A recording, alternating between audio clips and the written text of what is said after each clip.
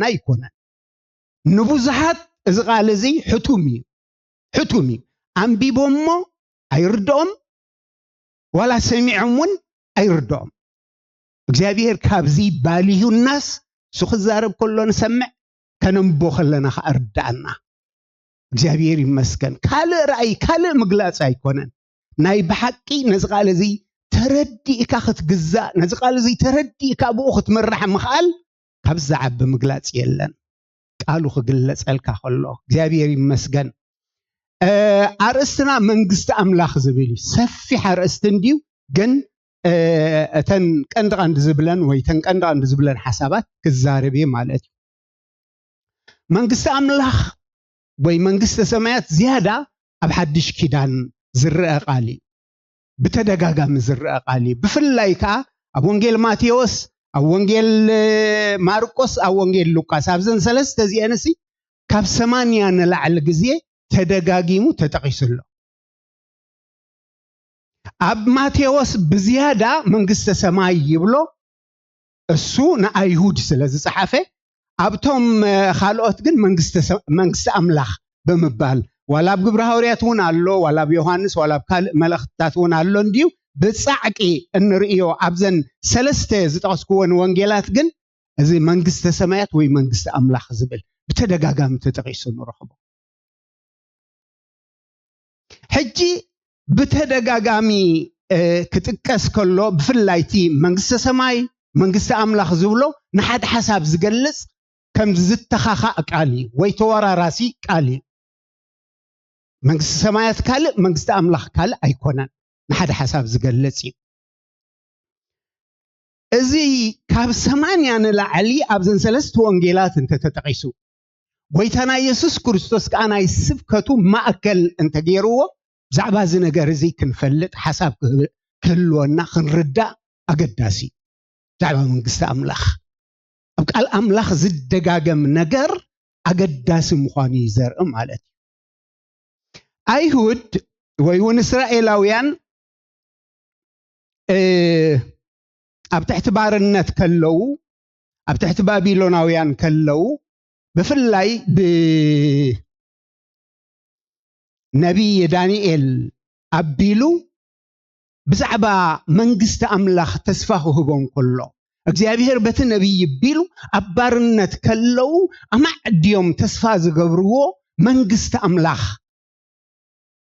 ከም ዝመጽእ ክዛረቦም ከሎ ኣብ ዳንኤል 2:44 ክንርእ ንኽእሊና ከም ዝብል ቃል ኣሎ ብዘበን እዞም ነገስታት እዚኣቶም አምላክ ሰማይ ንዘለዓለም ከቶ ዘይትጠፍእን ግዝኣታን ካልእ ህዝቢ ዘይወሃብን መንግስቲ ከተንሲኡ ንኹለን እዘን መንግስታት እዚኣተን ክትጭፍልቀንን ከተጥፈአንንያ ንሳ ግና ንዘለዓለም ክትቀወምያ ንዘለዓለም እትቀወም ሰዓሪት መንግስቲ ዘይትንቅጥቀጥ መንግስቲ ዘይተሐልፍ መንግስቲ አምላክ ዝገዛእያ መንግስቲ ኣብ ዳንኤል 7:13-14 دانيال شوعته كاب 10:13-14 زيادة قلص يبلا برايات ليتي اتأمت نباركو نوخا ودسف زمسل بدبنا سماي يمسق نبره نابتي تنتاوي زمعالتو دما بسحي ناب قدميون اقربوه كلاتهم احزابن وغناتن قوانقواتاتن كغلغلوس غزاتن كبرن منغستن نعو توهبو غزاتو زي حلف زلعالماو غزاتيو منغستون كتو اي كتفئنيا زيابير مسغن سخاب زعبا غويتانا يسوس كريستوس ايوز الزارب كلن منغستات احزاب تسعيرن كلن زن مرؤيات زبهالا ولا بتكنولوجي دي ولا بوتهدر دي ولا بهبت بايكونومي دي عبليلن زلوا كلن تا منغست املاخ تا غويتانا يسوس كريستوس زنغوسا كتغلص كلا كسعرايني نسو رئسي كوينو كنغس تقاناقان زي بلو زلا علماو نغس كوينو ክግለጽ እዩ እግዚአብሔር ዝተመስገነ ይኹን ስለዚህ ንህዝቡ እዚ እዩ ኣተስፊዎም እስራኤላውያን ከዓ እዚ ነገር እዚ ኣብዝሃለው ሃልዮም ብኻልእ መገድድ ኣይረድእዎ ወላ ልክዕ ከምዚ እስራኤል ኣብ ልዕሊ ካልኦት ዓብሊላ ኣብ ምድሪ ከዓ ዝነግሱሉ ገይሮም ይጸበይዎን ይሕሰብዎን ዳኣምበር እታ መንግስቲ ኣምላኽ ከም ትመጽእ ትጽቢት ነይርዎም እዩ ኣብዝሃሎ እቲ መሲሕ ከም ዝመጽእ እቲ መሲሕ ከም ዝነግስ ካብ ኩሎም ተቐናቐንቶም ከዓ ከም ዝዓርፉ እዚ ትጽቢት ነይሩ ስለዚ ዮሐንስ መጥምቕ ምስ ተገልጸ ወይ እውን ዮሐንስ መጥምቕ ስብከት ክጅምር ከሎ እንታይ ኢሉ ጀሚሩ መንግስቲ ኣምላኽ ቀሪባ እያ እሞ ተነስሑ መንግስቲ ኣምላኽ ቀሪባ እያ ተነስሑ ሕጂ ኣብቲ ስብከቱ ክንሪኦ ከለና ንዮሐንስ መጥምቕ ብዛዕባ መንግስቲ ኣምላኽ ተዛሪቡ ብዛዕባ ኢየሱስ ከዛረብ ነይሩ መንግስቲ ኣምላኽን ኢየሱስን ዝናጻጸሉ ይኮነን ብዛዕባ መንግስቲ ኣምላኽ ቀሪባላ ኢሉ ነቲ ህዝቢ የጠንቅቕ እሞ ቅድመይ ዝነበረ እስኹም ዘይትፈልጥዎ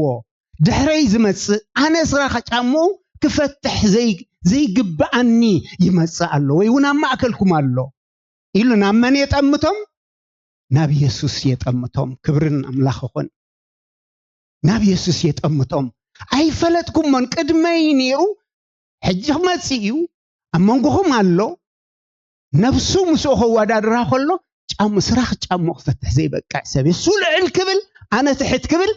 ይግብኣኒ እናበለ ዋላ ነቶም ደቀ መዛሙርቱ ናብ ኢየሱስ የጠምቶም ነይሩ ጎይታና ኢየሱስ ክርስቶስ እውን ኣብ ማቴዎስ 3:1 እንታይ ኢሉ ጀሚሩ ኢየሱስ ካቡን ነጀው መንግስተ ሰማያት ቀሪባ ኣላሞ ተነስሑ እናበለ ክሰብኽ ጀመረ ናይ ጎይታና ኢየሱስ ናይ መጀመርያ ስብከቱ እውን እንታይ እዩ መንግስተ ሰማያት ቀሪባላ ስለዚ ተነስሑ ተመሳሳልነት ነይርዎም ኣብቲ ዝስዕብ ስብከቱ ከዓ ክንርኢ ከለና ጎይታ ኢየሱስ ብዛዕባ መንግስተ ሰማያት ይዛረብ እሞ ብዛዕባ ርእሱ ከዓ ዝዛረብ ብዛዕባ ርእሱ ዝዛረብ ኣምላኽ በቲ ሓደ ወዱ ዝኣመነ ዘበለ ኩሉ ህይወት ዘለዓለም ክረክብ እምበር ከይጠፍእ ንወዱ በጃ ክሳዕ ዝህብ ክሳዕ ክንዲ ዝንዓለም ኣፍቀራ እናበለ እቲ ንወዱ ዝቕበል ህይወት ኣለዎ እቲ ንወዱ ዝነጽግ ግና ፍርዲ ኣምላኽ ወይ ቁጣዕ ኣምላኽ ዳ ኣብ ልዕሊኡ ዝጸኒዑ ነበር እምበር ንህይወት ኣይክርኢያን እዩ እናበለ ናብ ርእሱ የጠመት ትመገድን ሓቅን ህይወትን ኣነ ብዘይበኣይ ናብ ኣቦ ክመጽእ ዝኽእል የለን ይብል ትመገድን እሱ ህይወት ንሱ ተሓቅን እሱ በቃ ቃል ዓለም ዘይብሉ ንሱ ከምኡ ስለ ዝኾነ ኣምላኽ መስገን ሕጂ ጎይታና ኢየሱስ ብዛዕባ ዛ መንግስቲ እዚኣ ሰብኽ ነይሩ ደቀ መዛሙርቱን ከድኩም መንግስቲ ኣምላኽ ኣበስሩ ይልዎ ኣብ ማቴዎስ 10:7 እንተርኢና ከድኩም ድማ መንግስተ ሰማያት ቀሪባላ ኢልኩም ስበኹ ንሐዋርያት ወይ ደቀ መዛሙርቱ መልእኽትኩም እዚኣ እያ መንግስቲ ኣምላኽ ቀሪባላ ኢልኩም ስበኹ ክብሎም ከሎ ነርኢ ቀፂሉ እዚ ርእስቲ እዚ ብተደጋጋሚ ኣብኡ ብዙሕ ግዜ ጥፍእኔ ግን ብተደጋጋሚ እቲ ዝተረከበ ወለዶ ሐዋርያት ድሕሪኦም ዘለዉ እውን ነዚ ነገር እዚ ክዛረብሉን ክሰብኩሉን ጸኒሖም እሜ ሕጂ ንኣብነት ፊልጶስ ኣብ ግብረ ሐዋርያት 8:11 ግብረ ሐዋርያት 8:11 ከምዚ ይብል ፊልጶስ ግና ብዛዕባ መንግስቲ ኣምላኽን ብዛዕባ ስም ኢየሱስ ክርስቶስን ኣበሲርዎም ምስ ኣመንዎ ሰብኡትን ኣንስትን ተጠምቁ ረአዩ ብዛዕባ መንግስቲ ኣምላኽን ብዛዕባ ስም ኢየሱስ ክበሃል ከሎ ኩሉ ግብርታት ኢየሱስ ጠቕሊሉ ዝሓዘ ኣብቲ ሽም ኣሎ ኩሉ ትዝኸፈሎ ዋጋ ኣብኡሎ ትመከራ ኣብኡሎ ህይወት ኣብኡሎ ወንጌል ኣብኡሎ ብዛዕባ ሽም ኢየሱስን ብዛዕባ መንግስትን ተዛረቦ መብለና ኣብ ግብረ ሐዋርያት 28:31 ውን ኣብ ግብረ ሐዋርያት 28:31 ውን ሐዋርያ ጳውሎስ ከምዚ ይብል ወይ ብዛዕባ ሐዋርያ ጳውሎስ ተጻሒፉ ዘሎ ቃል ከምዚ ይብል ጳውሎስ ከይተኸልከለ ከዓ መንግስቲ ኣምላኽ ብብዙሕ ትብዓት እናሰበኸ ብዛዕባ ጎይታና ኢየሱስ ክርስቶስ ይምህር ነበረ ኣምላኽ ዝተመስገነ ይኹን ብዛዕባ መንግስቲ ኣምላኽ ኢሉ ቀፂሉ ኸ ብዛዕባ ስም ኢየሱስ ክርስቶስ ብዛዕባ ጎይታና ኢየሱስ ክርስቶስ ይምህሮም ነበረ ብዛዕባ መንግስቲ ኣምላኽ ክትነግር ከለኻ ብዛዕባ ኢየሱስ ትነግር ብዛዕባ ኢየሱስ ክትነግር ከለኻ ብዛዕባ መንግስቲ ኣምላኽ ትነግር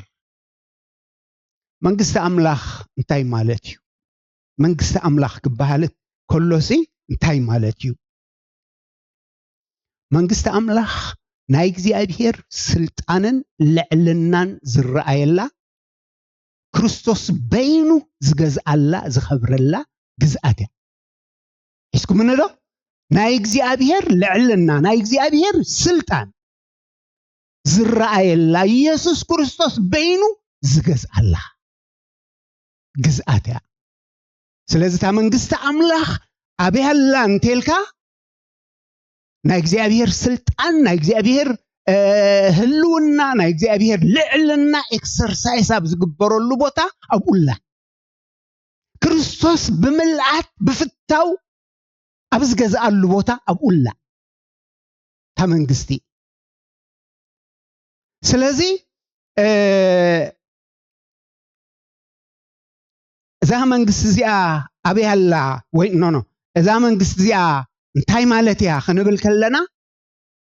እግዚአብሔር ብሓፂሩስ ንፍቃዱ ዝግዝኡ ቅዱሳን ዘለዎ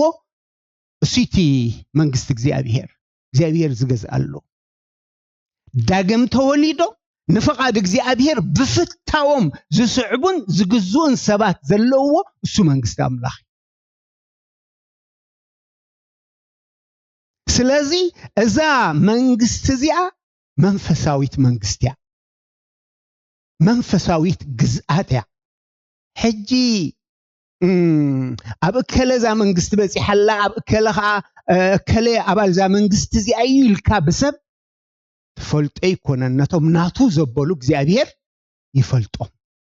ነቶም ናቱ ዘበሉ ኣብ ልብ ሰብ ዘሎ ሰብ አይፈልጥን እግዚአብሔር ይዝፈልጥ من كسع كندي نجزيابير بفرحات يجزقه من كسع كندي أبدي ناي بيني هيوت نجزيابير بفرحات يصعبه جزيابير تريز فلت سلازي أبتم بمردة بفرحات بحقنيا لبي نجزيابير زصعبون زجزون تا منجستو تجزأ الله منجست أملاخ أبو تجزأ الله إذا منجست زيا لومي أبيت خريستيان يا زلا أبيت خريستيان يا زلا إذا منجست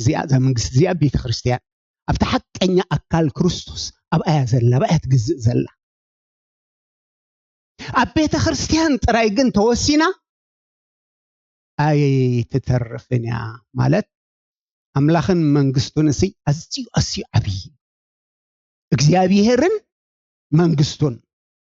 እግዚአብሔር ዝነገሰሉ እቲ መንፈሳዊ ወይ መለኮታዊ ግዛት ከምዚ ተማራሚርካ ትበጽሖ ይኮነን ወዳጄ ማዕሙቕ ሀብተ አምላኽ በአሰር ኣይብጽሕን እዩ በእምሮ ኣይምርመርን እዩ ዝበሎ ኣዝዩ ሰፊሕ መቂልና ክንርኢ ከለና ግን ክፋል መንግስቲ አምላኽ ግን አበያሎ أمدري أبزا بيت خريستيان تبهل يجزأن እግዚአብሔር ይመስገን كل ساعة منجستن تلك جزاء اللوا مالت نجوس اللوا قوام اللوا جزاءات اللوا وي تيريتوري اللوا وي دما مسؤول زجزاء حزبي اللوا نحن منجست ملالي إذ 4 زي نوسدون خالينا تانا እግዚአብሔር መንግስት ኸአ ንጉሳ መንዩ ጎይታ ኢየሱስ እዩ ጎይታ ኢየሱስ ይንጉሳ ቅዋማ እዚ ቃል እዚ እግዚአብሔር ይመስገን እዚ ቃል እዚ ዘይልወጥ ጸኒዑ ዝነብር ያው ቃል እትግዛታ ከም ሕጂ ንበሎ ካናዳ ተወሰነ ዶባሎ አሜሪካ ተወሰነ ዶባሎ ኤርትራ ተወሰነ ዶ አለዋ ጂኦግራፊካው ዝኾነ ዶባት አለዋ መንግስት አምላኽ ግን ዶብ አልቦ ክብርና አምላኽ ኾን አብ ኩሉሲ ግዛት አለዋ አብ ኩሉስ አምላኽ ዝርእዮምን ዝፈልጦምን አምባሳደራት አለዋ ጫፍ ተኸድካብ ጃፓን ብራሻ ሞንጎሊያ በዝውን እንተመጻካ ብታሕቱን እንተኸድካ ላቲን አሜሪካ አብ ኩሉ እትግዛት አለ ካበይ ጀሚሩ ካብ ኢየሩሳሌም ጀሚሩ ሱራን ለዓለ ስለ ዝኾነ ብዙሓት ተጻባእት እኳን ተረኸበት እና ጨብጨበት እና ወሓዘት እና ሰፍሐት እና ቀጸለት ምድሪ ኸዲና እግዚአብሔር ዝተመስገነ ይኹን መንግስት አምላኽ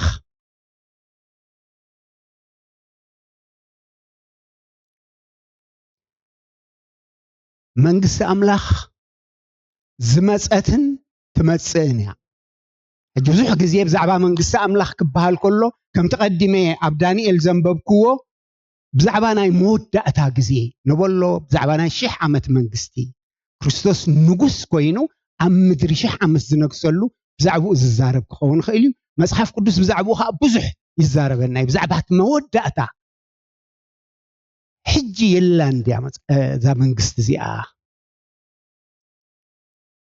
ዛ መንግስት እዚኣ ኣይ መጸት እንድያ የላ እንድያ ከተናኽፎ ጸኒሐ እንድየ ጎይታ ኢየሱስ እንታይ ኢሉ ክዛረብ ከሎ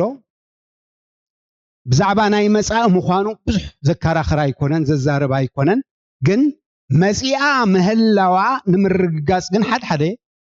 ክፍሊ መጽሓፍ ቅዱስ ክዛረበ ኣብ ሉቃስ 11:10 ጎይታ ኢየሱስ ከምዚ ኢሉ ሉቃስ 11:10 አነ ነጋነንቲ በጻብዕ አምላኽ ዘውጾም ካብ ኮንኩ ግና መንግስት አምላኽ አባኻትኩም በጽሐት ስለዚ ምድር ረጊጸያ ዛ መንግስት እዚኣ በጺሐ ዛ መንግስት እዚኣ ክብርና አምላኽ ይኹን ፈሪሳውያን ኣብ ሉቃስ 17:10-11 ኣብ ሉቃስ 17:10-11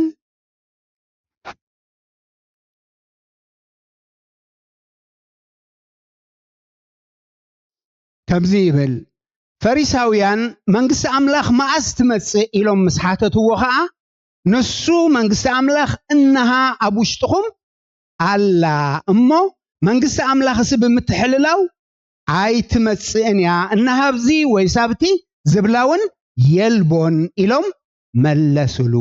መንግስት አምላኽ መዓዝ ያ ትመጽእ ራእይሞ እቲ ትንቢት እናተወራረሰ እናተቀባበለ ኣብኦም በፂሑሲ መንግስት አምላኽ ክትመጽእ ዝብል ትስቢት ነይርዎ ስለዚ ነዚ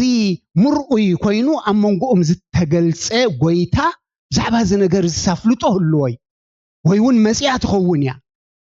ብዝብል ሓሳብ ክሓትዎ ከለዎ ንርኢ ስለዚ ጎይታ ኢየሱስ መልሲ ክህብ ከሎ ግን ነዛ መንግስት እዚኣ ክደሊ ላዕሊ ታሕቲ ምባል ኣየድልን እዩ እዛ መንግስት እዚኣ ኣብቲ ወይ ኣብዚ ኣላ ትበሃል ኣይኮነትን ምስጢራዊት መንግስት እያ መንፈሳዊት መንግስት እያ ስለዚ ስልጣናን ህላውነታን ሎሚ ኣብ ማእከልኩም ኣሎ ኢልዎ ኣብ ማእከልኩም ኣለቱ ውሽጥኩም ዝብል ቃል ኣብ ማእከልኩም ወይ እውን ብኻልእ ኣዘራርባ ናብ ርእሲ ዘመልክተሎም ዘሎ ክብርን ጎይታ ይኹን መንግስቲ ሒዙ መጽኡ እታ መንግስቲ ከዓ ኣብኡ እያ ጀሚራ ፍጹም ምእዛዝ ነብኡ ፍቃድ ትዝለኣኸኒ ዳ እምበር ፍቃደይ ምእንቲ ክገብር ኣይኮንኩን ናብዚ ምድሪ ዝመጻእኩ ኢሉ ስለዚህ ፍቃዱ ዘበላ ሐሳቡ ወንዚፉ ንፍቃድ አቦ ሙሉ ንኸግዛ ጎይታ ኢየሱስ መጽኡ ስለዚህ ታመንግስቲ ኩሎም ሓጢኦም ክብሪ ኣምላኽ ሲኖም ኣብ ዝተባህለሉ ኣብ ዝጸልመተ ድቕድቕ ጸልማት ጎይታ ኢየሱስ ግን ብርሃን ኮይኑ መጽኡ ነታ መንግስቲ ሒዝዋ መጽኡ ስለዚህ ኣለኹ ኣነ ሶማይ ቅለብሉን ክኸውን ንኽእል ሶማይ ረኣይዎን ክኸውን ንኽእል ግን በገልግሎት ጎይታና ኢየሱስ ክርስቶስ እታ መንግስቲ መጽያ በቲ ዝገብሮ ዝነበረ ተኣምራት ከዓ ነታ መንግስቲ የላልያ ነይሩ ይገልጻ ነይሩ እቲ ዝገብሮ ዝነበረ ተኣምራት ምልክት እዩ ናይታ መንግስቲ ምምጻኣ ማለት እዩ እቲ ቀንዲ ኣተኩሩ እቲ ቀንዲ ዕላምኡ ጎይታ ኢየሱስ ግን እንታይ ነይሩ ነፍሳት ዘለዓለማዊ ህይወት ወርሳ ቀንዲ ዕላምኡ ተኣምራት ኣይነበረን ተኣምራት ነቲ ቃል ዘጽንዕ እዩ ነይሩ ኩል ሰዓት ተኣምራት ዝገብር ከዓ እግዚአብሔር ባዕሉ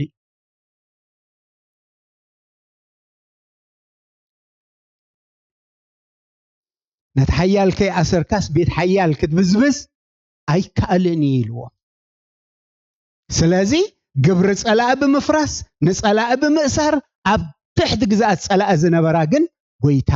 ይብዝብዝ ነይሩ በዚ ከዓ ነታ መንግስቲ ክትኸላኸሎ ንርኢ ማለት እዩ ጎይታ ኢየሱስ ንጉስ ኮይኑ ተወሊዱ ገና ክመጽእ ከሎ ንጉስ ኮይኑ ተወሊዱ ይኮነን እቶም ሰብኣ ሰገል እንታይ ድዮም ኢሎም ካብ ርሑቕ ከኸቡር ኢና መጽእና ኢሎም ኣብ ማቴዎስ ምዕራፍ 2 ክንሪኦ ከለና ንጉስ ኣይሁድ ኣበይ ተወሊዱ እናበሉ ክሓቱ ጀሚሮም ስለዚህ ገና ክውለድ ከሎ ንጉስ እዩ ንሱ ኣምላኽ ይመስገን ክሓትዎ ከለዉ ጲላጦስ ክሓቶ ከሎኮ ንጉስ ኣይኮንኩን ኣይበለን እኮ መንግስተይ ግና ካብዚ ኣይኮነትን ይሉ ንጉስ ኣይኮንኩን ኣይበለን ከምቲ ንሱ ዝጽበዮ መንግስተይ ካብዚ ምድሪ እዚ ወይ ካብዚ ኣይኮነትን ኢልዎ ዝያዳ ግና እቲ ንጉስነቱ ወይ እቲ ንጉስ ምዃኑ ወይ እውን እቲ ስልጣኑ ወንጌል ኣብ ምስፋሕ ተጠቒመሉ ወንጌል ኣብ ባህርያ ክንሪኦ ከለና እሱ ምግልጋል ጎይታና ኢየሱስ ክርስቶስ ብዛዕባ ርእሱ ክዛረብ ከሎ ወዲ ሰብ ድማ ከገልግል ህይወቱን በጃ ብዙሓት ምእንቲ ክህብ ዳ እምበር ከገልግልዎ ኢሉሲ ኣይመፀን ይዝብል ስለዚህ ንጉስ ከሎ ንግስነቱ ይከሓደን ዕብየቱ ይከሓደን ወላ ደቀ መዛሙርቱሲ እስኻትኩም መምህርን ንጉስ ትብሉኒ እባ መምህርን ጎይታን ትብሉኒ ጽቡቕ በልኩም ይልዎ ኣይኮነን ኣይከሓደን ጎይታ ይንሱ ኩለት ከሎ ጀሚሩ ንጉስ ኩለት ጀሚሩ ንሱ ጎይታ ጎይታይ ንዕዮ መገና ምንም ህፃን ክነሱ መጽዮም ፍግም ኢሎም ሰገዱሉ ጎይትነቱ ስለተገልጸሎም ስለተረድኦም ንሱ ካብ ስልጣን ጸልማት ዘውፃአና ይብል ንሱ ካብ ስልጣን ጸልማት ዘውፃአና ናብታ መንግስቲ ፍቁር ወድውን ኣእተወና ይብል ቆሎሴ 1:13 ቆሎሴ 1:13 ክብርና ኣምላኽ ይኹን ስለዚህ እንታይ ዝብለና ዘሎ እዚ ንጉስ ኮይኑ ዝተወልደ ንጉስ ኮይኑ ዝመፀ ግናኸ እቲ ንግስንኡ ወንዚፉ ኣገልጋሊ ክኸውን ዝመረጽ ወንጌል ከበስር ዝመረጽ ድውያት ክሕውው እሱራት ክፈትሕ ሕሙማት ዕንት ዕውራት ክኸፍት ኣብዚ ከምዚ እቲ ዘመኑ ትገልግሎቱ ሕሊፍዎ ካብዚ ወፃእ ተራሰብ ኮይኑ ተመላሊሱ ተራሰብ ማንም መጺኡ ንኢየሱስ ለማን ኸዛርቦ ኣይከብዶ ኣመንዝራ ኸተዛርቦ ኣይከብዶ ፖለቲከኛ መጺኡ ኸዛርቦ ኣይከብዶ ሲምፕል ጎይታ ሰማይን ምድርን ክነሱ ንጉስ ነገስታት ክነሱ ማንም ሰብ መጺኡ ክዛርቦ ከምዚ ዝኸብድ ዓይነት ኣይኮነ إذا خان من تايون تيلنا تحت إلو خجلجل سلز مرت نايتا منجست بحري نسي أبتا منجست منجاس بحريو زيو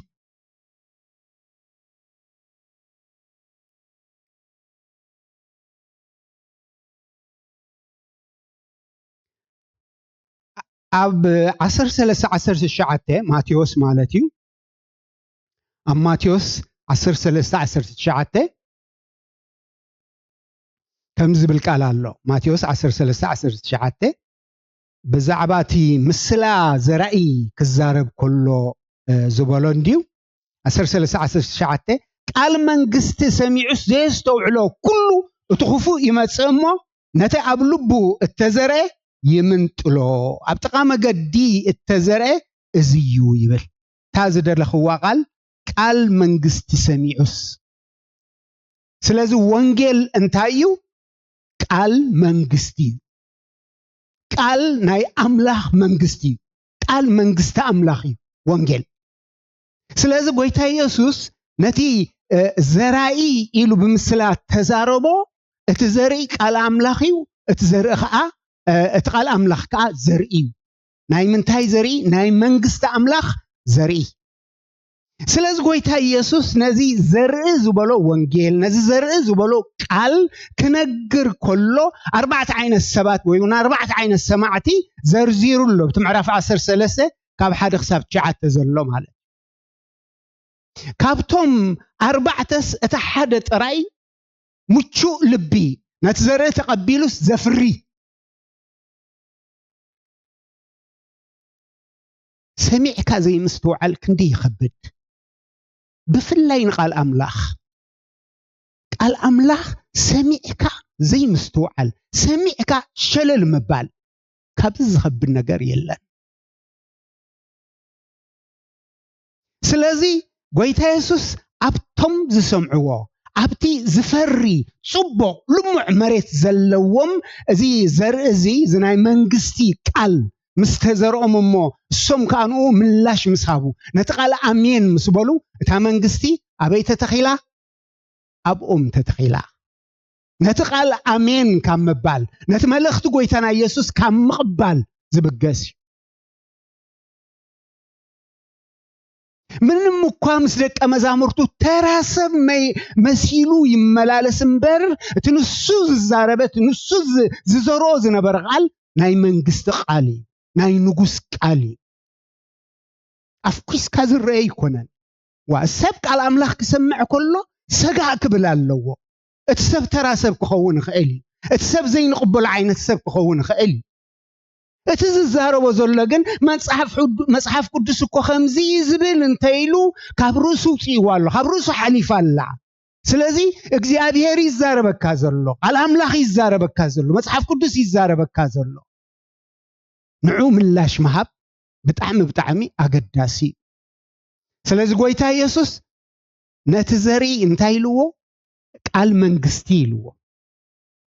قال منجستي سميعس زستوعلو أمين زبلو زعاقرو زمقبو زستنتنو نخفر عدل زهبو تا منجست وزي حلا تقالي زقدم تا منجست خا تحتم تصنع معس نتقال كزوزو خلو نتقال امين كبلو خلو እግዚአብሔር ተመስገነ ይሁን ስለዚህ እቲ ወንጌል ክርስቶስ እቲ እንኮ መገድም አለችው ናብታ መንግስትን መታው ካልእ የለን ቡርሻ ዘውን አይኮነ ሁላና ሐሊፍና ይሄን ናይቡይ ብምባል زخون አይኮን ቡልካ ያተተሉ አቡሊ ኪዳን ኮሙኒየሩ በሀገር ደረጃ በህዝብ ደረጃ ይነሩ አብ ሐዲስ ኪዳን ግን ነቶም ዝተቀበልዎ ብሽሙ ኻን ዘአመኑ ንዕኦም ውሉድ አምላኽ ኮኑ መሰል ሃቦም ይዝብል እሶም ከንፋት ሰበይቲ ዘይኮነስ ካብ አምላኽ ዝተወልድ የመይ ካብ አምላኽ እዝኻ ውልቃዊ ውሳኔ ዘድሊ ውልቃዊ بقلها صباح ابوها ويادخا ويعركها ويكشخا مسخا دوايبلن ناي بينها يا توساني ناي بينها يا حراي مبال انب مبال ناي بينها صباح تحتتلا ملس تبلا ማለት ስለዚህ እታ መንግስት አምላኽ በዚያቱ እቶ መንግስት ሰይጣን አላ መንግስት ጸልማት አላ መንግስት አምላኽ መንግስት ፍቁር ወድኻ አላ በወንጌል አቢሉ ናብዛ መንግስት ፍቁር ወዱ አግዒዙና ክብርን ስሙ ይኹን እግዚአብሔር ይመስገን ስለዚህ ክልተ ግዛት የነዘለዋ ማዕከላይ ዝበሃል የለን አብዛናይ መንግስት ፍቁር ወዱ እንተዘየልኻ ፈቲኻ ጸሊካ ብታ መንግስት ጸልማት ይኻ ዘለኻ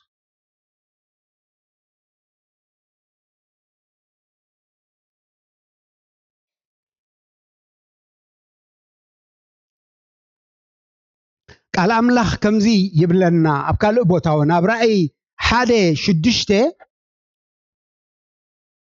ኣብ ራእይ 1:6 ንእግዚአብሔር አብኡ መንግስትን ካህናትን ክንኮኖ ዝገበረና ክብርን ስልጣንን ንዘለዓለም ዓለም ንዑ ይኹን አሜን ይብል እግዚአብሔር ይመስገን ስለዚህ እቲ ሐቀኛ አማን እንታዩ መንግስትን ካህንን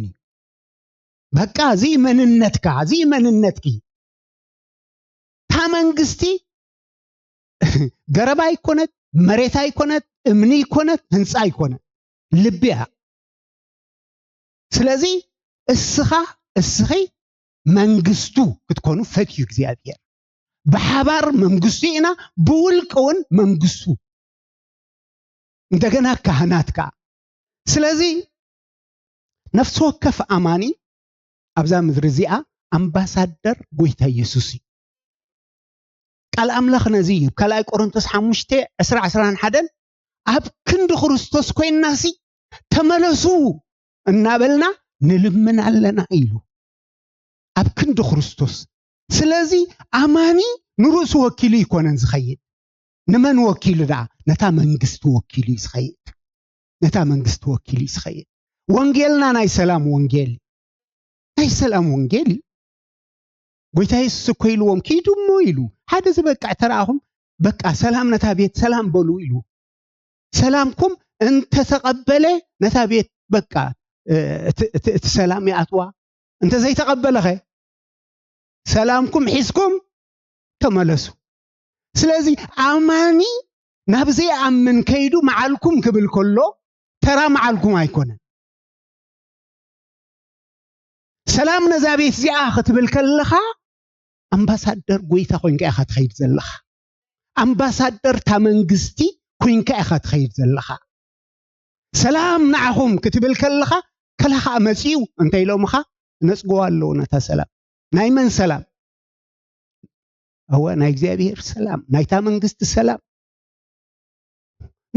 መንዲ ዕርቅ ዝልምን መን ይዕርቅ ዝልምን ክልተ መንግስቲ ክባኣሳ ከለዋ መን ይዕረቁ ንበጃኹም ዝብል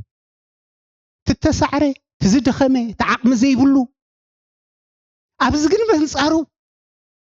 እግዚአብሔር ተበዲሉ ክነሱ ተጠሊሙ ክነሱ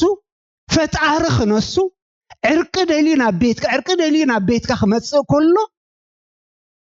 ክንጸቅ ከሎ ክንደ ይኸበድ እቲ ሓያል እቲ በዓል ስልጣን እቲ ሰማይን ምድርን ክሕዞ ዘይክእል አምላኽ ናብ ቤትካ ተራ ብዝኾኑ ሰባት መልእኽተኛታት ልኢኹ ዕርቅ ክልምን ከሎ ሰብ ነዚ ክነጽቅ ከሎ ክንደይ ከቢድ ይሕዋት እምብንታይ ኢልኩም ተመለሱ ሕጂ ንስኻ ስለተነጸካ ዘይኮነስ ንአምላኽ ብምንጻጉ ዝጽበየ ዘሎ ፍርዲ ብምርኣይ ነቲ ሰብ ክትሓዝነሉ ግባእ ኣብ ጸልማት እዩ ዘሎ ብጸልማት ዘሎ ሰብ እዩ ንቃል አምላኽ ብዝብል ሽም ኢየሱስ ክጽዋዕ ከሎ ዕግርግር ዘብሎ ኣብ ጸልማት ስለ ዘሎ እዩ ንስኻ ግን መልእኽቲ ካብጽሒካ ንስኻ ግን መልእኽቲ ክብጽሕ ከለኺ መንፈሳዊ እዚ ነገር እዚ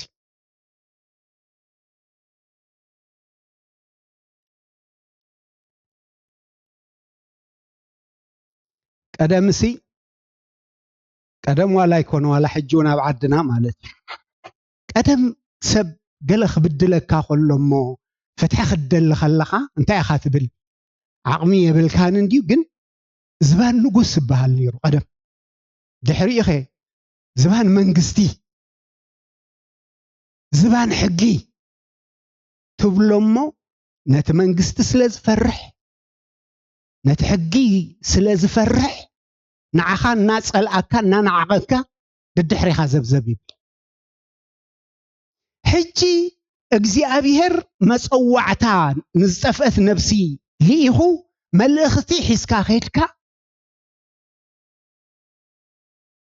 ኣምላኽ ኣፍቀረካ እዩ እግዚአብሔር ይደልየካ ኣሎ ኣብ መንግስቱ ክትድመር ኣብ መንግስቱ ክትኣቱ ውሉዱ ክገብረኪ እግዚአብሔር ይደልየካ ኣሎ ክትብሎ ከለኻ ዋጋ ይህቦኒ ክንድቲ ምድራዊ መንግስቲ ክንድቲ ምድራዊ ሕጊ ሚዛን ኣይህቦኒ مسخ ጥራይ ስለትተሓሕዞ ስኻ ኒስካ ስለትረአዮ ይንዕቀካ كدلي كندي يخبت ملأخت سلام ملأخت عرقي ملأختي هيوت زلعلم جابير بملأخت بيلون طفات كبص حيدلين مبر افراريحو خندي مغبر እግዚአብሔር ግን አፍቃት ስለዛአምን እዚ ወንጌል ከአናይ ሰላም ወንጌል ስለዝኾነ ክርስቶስ ከአናይ ሰላም ጎይታ ስለዝኾነ አፍቃት ዝተመስረተይ አፍቃት ዝጸንዐ ነገሪ ስለዚህ ዝኾነ አመንጎና ዘይአምን ወይውን ነዚ ጎይታ እዚ ክሳዕሎም ወሲኑ ዘይተቀበሎ እንተሎ ነዚ ነገር እዚ ብዝግባእ ክሓስበሉ ጽቡቕ ብጣዕሚ ሰናይ ነገር አምላኽ ከዕድመካ ክብረት ሰብ ዓዲሙ እኳ ዝግድፍካ ገዲፍካ ትኸይድ ሎሚ ምሳይ ዝግድፍካ ገዲፍካ ዋ ፀዋዕ መኽበሪ እዩ ዝበሃል ኣይኮነን እወ አምላኽ ክጽውዕ ከሎ ኸዳ ኢየሱስ ክጽውዕ ከሎ ኸዳ ገንዘብ ደልዮም ኣይመፁ ካልእ ክዳን ሃቡና ወይ ካልእ ወርቂ ሃቡና ክብሉ ይመፁ አንታ ጎይታ የድልየካ መጻኢኻ ንዘለዓለም ዝቕይር መጻኢኻ ውሑስ ዝገብር ህይወት ዘለዓለም ዘውህብ ብስራት ሒዝኾ መጸካ ከሎ ወልካም ክትብሎ ልብኻን ቤትካን ከፊትካ ክትቀበሎ ሰናይ ነገር እዩ ስለዚ እታ መንግስቲ ቃል መንግስት ብምዝራዕ ትሰፍሕ እታ መንግስቲ ነቲ ሰምዖ ቃል ብምእዛዝ ትጸንዕ ነዚ عرف حيزوس ندحري زتمت ملو وبا نعاي بكعني نمنجست أملاخ أي بكعني عرف حيزك اللخا زحرس الله هو عرف حيزك كو ندحري النار أخت تحرست خوينك ويقرب عرايك توقي إخا ويتتلمي كم زخوني ويون كتوتصون تخيلي خا حبتي قندي تحرسو زلخ كتعاليو زقباك صحياي بزح قفل مفلون كي الله خاصه الك علي زخو املاخ بالهنا او حيسكا مصنع سماوي منغستي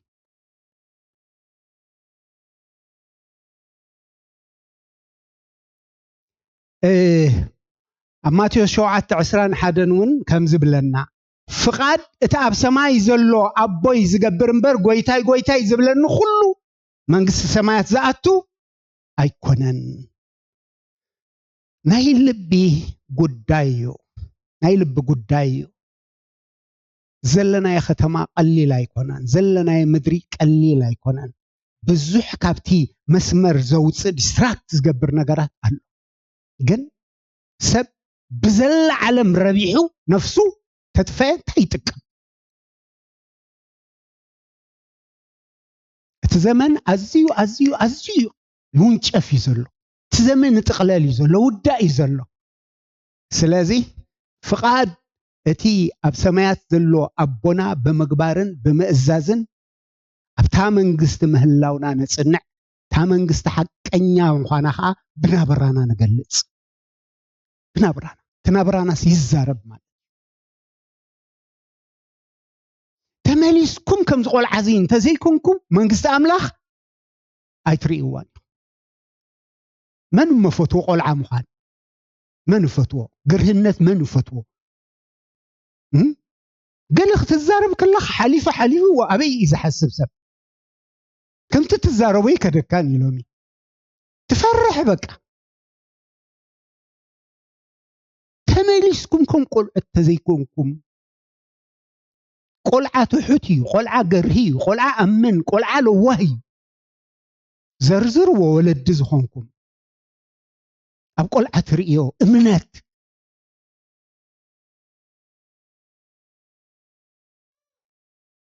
كم زعينة تحتنا يدليا نايتا منقست بحري الزيو تحتنا خنلبس قرهنت كنلبس بش أي كابا يبلس كنبل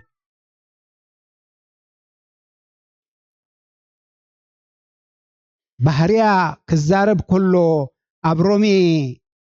ون رومي 14 شوعته منقست أملاخسي بمنفس قدس صدقن سلامن حاغوسن يامبر بلعن مستن أيكونتن مونتسن نتسن أيكم أي تصرفوه تصبق نجر أبتا منقست أملاخ سلطينو زعي منفس قدس علامو أخا نخرستوس رئيس غبر نخرستوس كخبر نخرستوس كرئي تراي علامو سلازي بزعبا بهريات خزارب كله صدقي كابي زخونه صدقي خام منفس قدس زخونه صدقي كام منفس قدس زخونه سلام كام منفس قدس زخونه حغوس ترايو قهم زبل عينت ايكونن لو ملي صباح زطفئ ايكونن نسو بوهبتو سلازي تعس سلازي تا منغستس كم زبهري اللوا أبتا منغستي ننبر ويون منغستي زتبحلنا خا نزي نغرزي أبهي وتنا كنكسكس كم منفس قدس زخونلنا خا كنعقب مسو زتصابع نغر نحدقنا خا نزي نغرزي كنحلو فقاد እግዚአብሔር ግን كم تقويتانا يسوس كريستوس نغس كنسو ግን كم كهن كوينو أم التعراقن أم بسهرن نسبات أم مدقافن أم مردأن زحلفو نحناون تناي كهنة أوداتنا أوالدنا صوتنا أنستنا تناي كهنة نجر كنحسب صبوي سبات مس أملاخ زعرقلو مجد كهن ما أكلاي بوتا حيزو أب كندا أملاخ كوينو نسب الزارب أب كند سب كوينو خا نأملاخ الزارب سلوتهم زطفو نأملاخ يمالد بحر أملاخ حسب أملاخ دليت أملاخ كا بوانجيلا بيلو خا نتسب نتسطف أسب ينقر مالتيو سلازي منغست أملاخ ويون مفلات مستير منغست أملاخ نمن تواهيبولو نعنا تواهيبولو بقى عينتنا خفيتولنا أمرونا خفيتولنا مستوعلنا كفيتوو برهان يبراه إلو تسألمة أمرونان لبنان برهان فلتأتو زهابنا نسو هيو نسو أي تعسنيو نسألي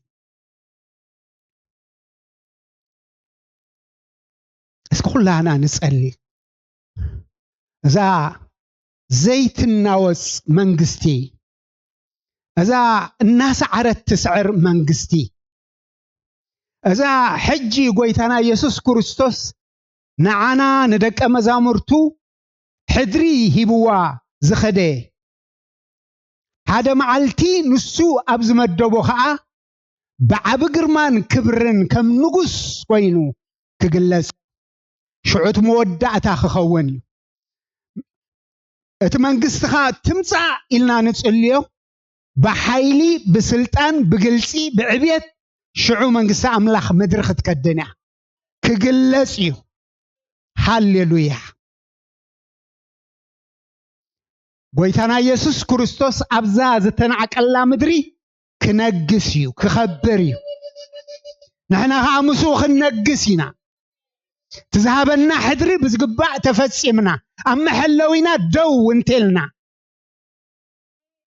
اتقويتا خبانا زصبيو نسو بزبنا تصقا النعم منا انت خيدنا نتوم زخبرو زخبر كخبرنا يو خبرتي يصبينا زل عسبي يصبينا زلو ها خليلي يصبينا زلو هاليلويا ኩሉ ነገር ናብ መወዳእታ ገጹ ይቕልጥፋሎ ኩሉ ነገር ናብ መወዳእታ ገጹ ይጎይሎ ስለዚ ንሕና ከዓ ደው ክንብል ህይወትና ክንመዝን በቲ ናይታ መንግስቲ ባህሪ እቲ ዘለናየ ህይወት ክንርኢ ክንዕቅን እንተደኸምና ኸበርትዕ ዝኽእል መንፈስ ኣሎ ተወደቕና ኸተስእ ዝኽእል ጎይታ ኣሎ እንተበደልና ምሕረት ክገብር ድልው ዝኾነ ጎይታ ኣሎ ታ መዓልቲ ግን ሎምያ ታ ግዜ ሕጅያ ህይወትና ኸንዕሪ ሃሌሉያ እግዚአብሔር ናብ መንግስቱ እእቲና ኣሎ ኣብ መንግስቱ ኮይና ከዓ ክንጸንዕ ነታ መንግስቲ ከዓ ኸነስፍሕ ንኣና እሙናት ገይሩ ቆፂሩና ኣሎ ኣሚኑና ኣምላኽሲ ንዓና ድኹማት ኣሚኑና ዓባይ መንግስቲ ኽነሳእ ናይ ጽድቂ መንግስቲ ኽነሳስ ንዓና ንድኹማት ኣማዕቂብዋ እሱ ግን ርእሲ ኮይኑ ይዓይ ኣቦይ ይገብር ኣነ ከዓ እገብር ኣለኹ ኢሉ ትዝገብር ጎይታ ምሳና ይሓደገናን ሃሌሉያ ሃሌሉያ ሃሌሉያ እስከ ኣምላኽ መስገን ኩላህና እናጸለና ኸለና ምናልባት መጀመርያ ግዜ ናብዚ ዝመጸ ነዚ ጎይታ እዚ ኣብ ህይወተይ ከንግሶ ይደልየ ነቲ መስቀል ምእንታይ ዝሞተ መድሃኒ ዓለም ንዕኡ ክቕበሎን ክስዕቦን ቃሉ ከዓ ክመሃርን ይደልየ ዝብል እንተሎ ክንጽልየሉ ታ መዓልቲ ምድሓን ሕጅያ ታቐብልቲ ግዜ ከዓ ሕጅያ ዝተረፈ ዘመነይ ንኡኡ ክስዕብ ደልየ ኣለኹ ኣብ መንግስቱ ከኣቱ ኣባል ናይ መንግስቱ ኮይነ ንሱ ንጉሰይ ንሱ ጓሳይ ኮይኑ ክመላለስ ይደልየ ዝብል ወይ ትብል እንተላ ኢትኩም ኣርኢኒ ክጽልየልኩም ኢና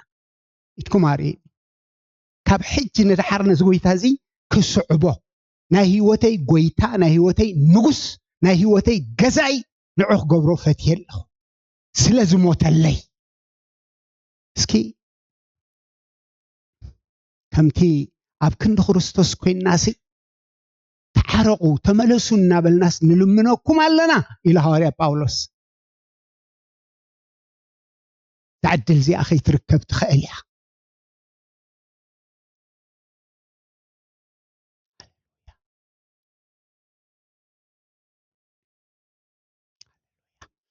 ቅዱስ እግዚአብሔር አቦና አብጎይታ በኢየሱስ ስም ነመስግነካ አለና ምሕረትካ ዝበዝሓልና ህዝቢና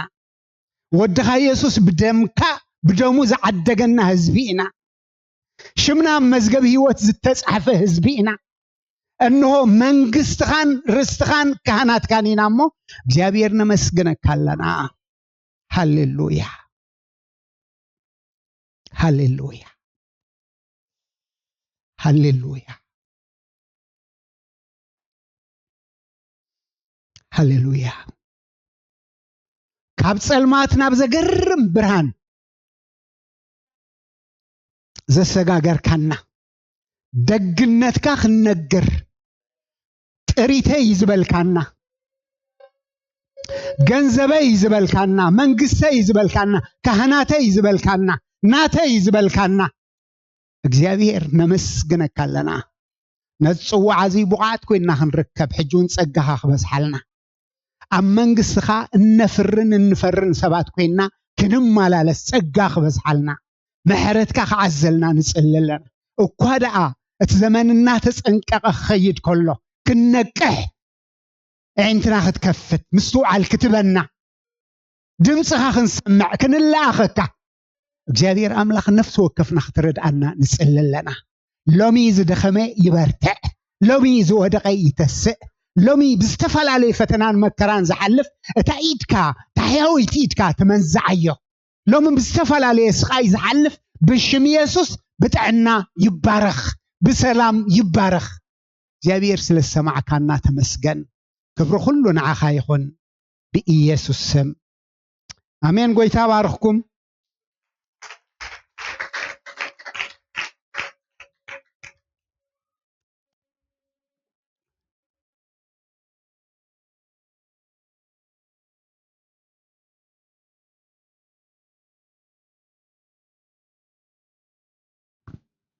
ኢየሱስ ጎይታ እዩ እግዚአብሔር አምላክ ስለ ቅዱስ ቃሉ ይባረክ እግዚአብሔር ስብሐት ይኹኖ መንግስቲ አምላክ ቀሊል ቃል ግን መወዳእታ ዘይብሉ ናይ እግዚአብሔር ምኽርን ሓሳብን ዘለዎ እሞ ክብርና አምላክ ይኹን ንሕና ኸ ተሳተፍቲ ናይ መንግስቲ አምላክ ዝገበረና እግዚአብሔር ስብሐት ይኹኖ ቀደም ሲዞም ተጋደልቲ ኣሕዋትና ከኣትዉ ከለዉ ከመይ ለኻ ተልካዮም ኩሎም እኳ ኣይኮኑን መንግስቲ ይብሉኻ ከመይ ለኻ ተልካዮም መንግስቲ ይብሉኻ ጽቡቕ ኣለኹ ማለት ይመስለኒ ገርም እዩ ከስተንትን ጸኒሕሳቶም ጽቡቕ ኣለኹ እንድሕር ኢሎምሲ ንሕና ግዳ ጽድቂ ሰላም ሓጎስ ዘለዋ መንግስቲ አምላክ ዘለዋ ቦታ ኢና ንሕና ከመይ ለና ኣሕዋት ጽቡቕ ደለና ኣካል ናይዛ መንግስቲ አምላክ ኢና ግዛእታ መወዳእታ ዘይብሉ ስብሐትን እግዚአብሔር ይኹኖ ነዚ ክውን ዝገበረ ኢየሱስ ክርስቶስ እዩሞ ስብሐት ንስሙ ይኹን እግዚአብሔር ይባረክ I want to continue ቀጻለ ክብሎ ይደሊ በጊዜ ንሕጸር ስለ ዝኾንና ግናኸ ቅዱስ ቅዱስ ኢልና ነተግዛት መንግስቱ ብምልአት አኡነ መስክነሉ ጊዜ ይመጽእ ኣሎ ክብርና አምላክ ይኹን ኢየሱስ ጎይታ እዩ ሃሌሉያ አጋይሽ ሓደስቲ ዝመጻኹም ወይ ንውሕ ዝበለ ጊዜ ተፈሊኹም ዝነበርኩም ስምኩምን ካበይ ከም ዝመጻኹምን ክትነግሩና ኢኹም ሓደስቲ አጋይሽ እንድሕር ኣለኹም መሪሕ ክትላለ የድልየካ ድዩ ወዲ ገዛ ኢኻ ኢየሱስ ጎይታ እዩ ሓደስቲ ጋይሽ ካብ ርሑቕን ቀረባን ዝመጻኹም እንድሕር ኣለኹም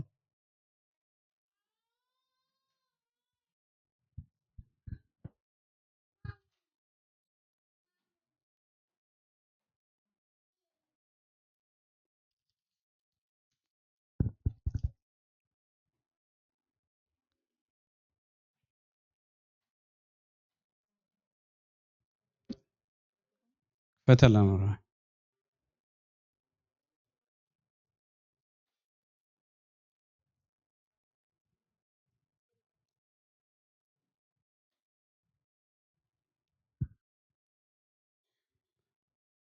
وزاناتك بكا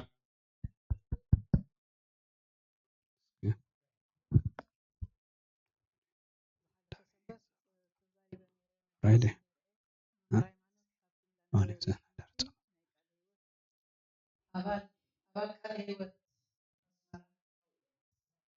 ጎይታ ይባረክ እግዚአብሔር ይመስገን ጎይታ ኢየሱስ ይባረክ አሜን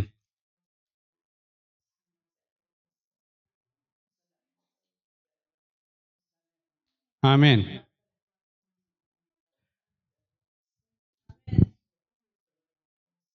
አሜን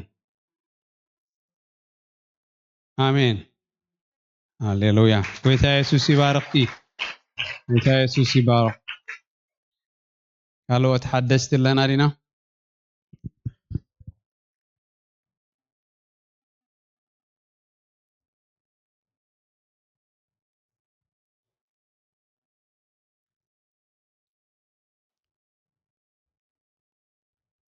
የለም ኦኬ እምበርና ብዝቕጽል ለመተንባህታ ክሓልፍ ጎይታ ኢየሱስ ይባረክ ጽቡቕ ዜና ኣለና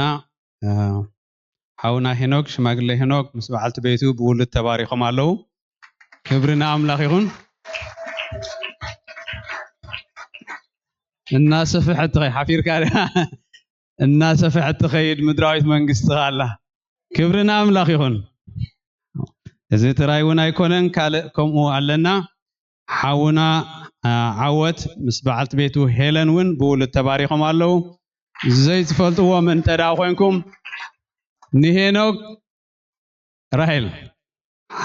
ሓውና ዓወትን ራሄልን ንበዓልቲ ቤቱ ንሄኖክ ሓውና ሓፍታ ማለት እያ እግዚአብሔር ይባረክ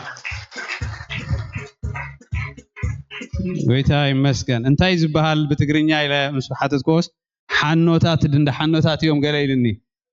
ወይ ዲያስ ከቢዳ ደሓኒ ክጽሕፋ ኢለ እግዚአብሔር ይባረክ ሃሌሉያ ካልእ መንእሰያት ዝመጽእ ዘሎ ዓርቢ ናይ ሓዳሪ ናይ ጸሎት መደብ ኣለና ኢሎም ኣለዉ كلاتكم أو كتساتفوا 10:30 اوكي 10 فرغانيا تجمر زمت زلو عربي ناي صولت حداري يالوم كتحبرو تدلي كلاتكم مساعتهم كتحبرو يا منسيات يلاو بلو يابير مسكن كاله زلامه تنبحتا كلهم اتم ناي تمرتي مزمران كتمهارو زتبهالكم حدشتي ناي مزمران كتمهارو اتدليون دحري مدب ابزي كترفو نحت تولو مرحتي ناي كواير ناي مزمران ويتا يسوس يبارككم موداتاون كاله صبغ زينا لنا ناي حصمه تنبحتا الله كبرنا املاك يهون كبرنا املاك يهون سرعه እግዚአብሔር ለልብሰብ ይحጉስ ይሞ ማንዮም ከይበልካ ትحጉስ ማለት መጀመሪያ ክብርና አምላክ ይሁን ድሕሪኻ ማንዮም ኢልና ንነግረኩም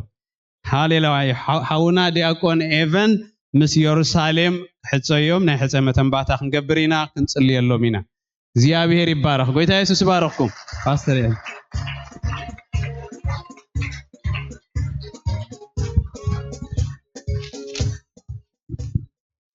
ጭብጨባ ዘዋሃደት ትመስል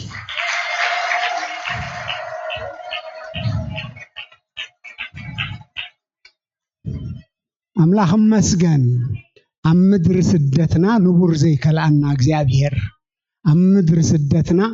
በፍርሃት እግዚአብሔር ሙሃብ ዕድመ ንእስነቶም ዝምርዓው አሐት ደቂ ከህበና ከሎ ካብዝ ዝበልጽ ነገር የለን እዚ ንቤተ ክርስቲያን ጥዕና ንዕኦም ጥዕና ንቤተሰብ ዕረፍቲ በሐፈሽኡ ነቲ ክርስቲያን ኮሚኒቲ አብነታዊ ጽቡቕ ነገር እግዚአብሔር ይመስገን ኤቨን አሚሳጋ ኤን መጀመሪያ ርኢዮ ቀጥል ንሽተዋል አይኔሩ ንሽተወድ በቃ ሕጅስ ገርመን በቃ ታይዋኑ ሰብአይ ኮይኑ አብዝ በጽሕ ደሰብልዩ አብዘበን ንእስነት ካዛ አተኻዮ ኪዳን ክቡር ነገር እዩ ሓቢርካ ተዓብ ሓቢርካ ትመሃር ሓቢርካ ትዝምድ ክብርና አምላኽን ከንፋድ አምላኽ ስለዚህ እንታይ እዩ ኣብዚ ቤተ ክርስቲያን ከምኡ ማለት ፍቃድ እግዚአብሔር ኢሎም ወድን ጓለን ምስተላለዩ ምስተራኸቡ እሞ መካይት ምዃኖም ምስወሰኑ ንቤተ ክርስቲያን ይነግሩ ቤተ ክርስቲያን ከዓ ናታ ዝኾነ ተጻሪየሉ መስርሕ ኣሎ ምክንያቱ ኪዳን ዘሊልካ ዝእቶ ይኮነን ሓንሳእ ምስኣተኻዮ ትወጸሉ ስለዘይኮነ አምላኽ ዘጣመሮ ዘጋጦሞ ሰብኣይ ፍለዮ ስለዝብል ቤተ ክርስቲያን ጥንቃቐ ትገብር ማለት እዩ ስለዚ ኤቨንን ኢየሩሳሌምን ከዓ ካብ ንእስነት ዝፋለጡ ካብ ቆልዖም ከዓ ኣነ የኸመይ ሊሕዲርሎም እንድዒ ካብኡ ጀሚሮም ዝተጣማመቱ እዮም ማለት እዩ ስለዚህ እግዚአብሔር ይመስገን ኣብዚ መጽኦም ከዓ ሓቲሞም አጽኒዖም እግዚአብሔር ከዓ ረዲእዎም ትምህርት ሓዳር ጀሚሮም ኣሎ አዋ ይመሃሩሎ ስለዚህ ከምዚ ዓይነት ጽቡቕ ነገር ኣብ ቤተ ክርስቲያን ስለዘሎ ኣብ ቅድሜና ሎም ትሕፀኽ ወጂው ከምርዓውዮም ኣብ ዓመት እዚኣ ስለዚህ ሓጎስ ኣብ ልዕሊ ሓጎስ እግዚአብሔር ይመስገን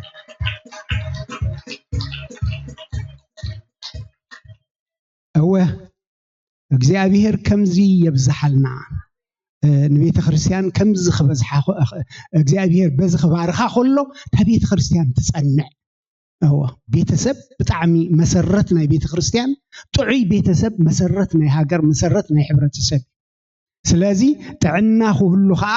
ዝካለና ከዓ ንገብር ንሕና ፍርሃት እግዚአብሔር ታቤት ክትነጽ ምእንቲ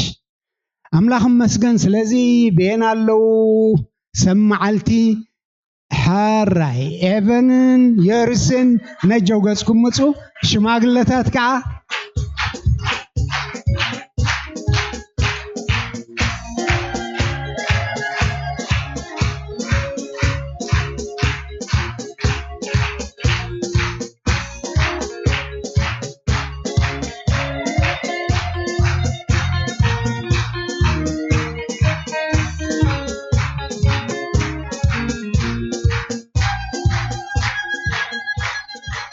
እሺ እግዚአብሔር ይመስገን ሽማግለታት ንጆው ክትመጽኢኹም ጽልየሎም ኢና አምላኽ ይመስገን እስኪ ኩሉ ዝጉባኤ እዞም ጽቡዓት ደቅና ብኩሉ ጥዒምዎም ክነብር እዛ ሎሚ ትስረት ወይውን እዛ ሎሚ ኣብ ቅድሜና ዝውጅዋ ዘለው ንዘላለም ጸኒዓ እትነብር ክትከውን ንእግዚአብሔር ከነማዕቁቦም ኢና እስኪ እግዚአብሔር ጸጋ ከብዝሓሎም ናይ ሓዳሮም መሰረት ጎይታ ክኸውን ቃሉ ክኸውን ፍቃዱ ክኸውን ኩሉ መዘራረቢኦም ዳኝኦም ቃሉ ክኸውን ጎይታ ናይ ቤቶም ዓንዲ ናይ ቤቶም መሰረት ናይ ቤቶም መራሒ ክኸውን ሃሌሉያ ንጎይታ ነባዕቆቦም እስኪ ንጸልየሎም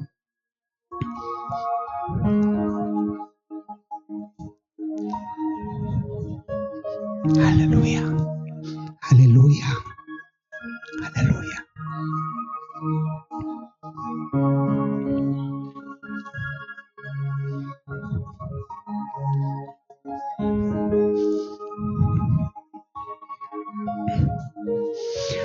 መውስቦ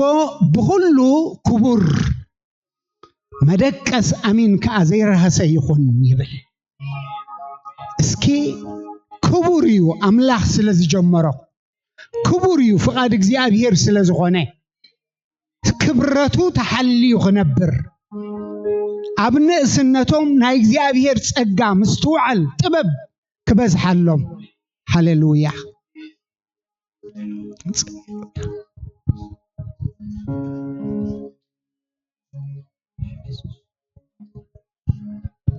ሃሌሉያ ሃሌሉያ ሃሌሉያ ሃሌሉያ